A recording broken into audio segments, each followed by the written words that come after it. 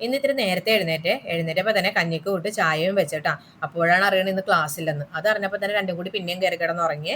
ഇന്ന് രാവിലത്തേക്ക് പുട്ടും പയറും വെക്കാമെന്നാണ് വിചാരിച്ചത്. പയർ ഞാൻ ഇന്നലെ തന്നെ വെള്ളത്തിലിട്ടിട്ടുണ്ടായിരുന്നേ. അത് വേഗം തന്നെ കഴുകി വേവിക്കാനായിട്ട് വെക്കണുണ്ട് കേട്ടോ. അപ്പോഴത്തേക്ക് അപ്പുറത്ത് കഞ്ഞിക്ക് അരി ഇടാനായിട്ടുണ്ടായിരുന്നേ.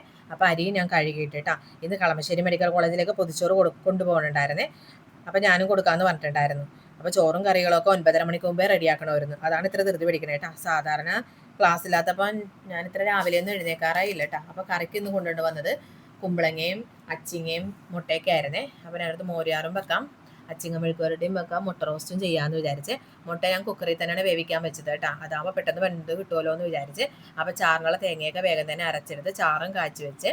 അപ്പോൾ പയർ ഞാൻ കുക്കറിൽ തന്നെയാണ് താളിച്ചിടുന്നത് കേട്ടോ.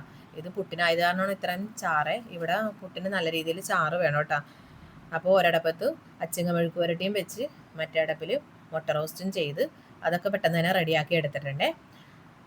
ഏറ്റവും ലാസ്റ്റാണ് ഞാൻ പുട്ട് വേവിക്കാനായിട്ട് വെച്ചത് കേട്ടോ.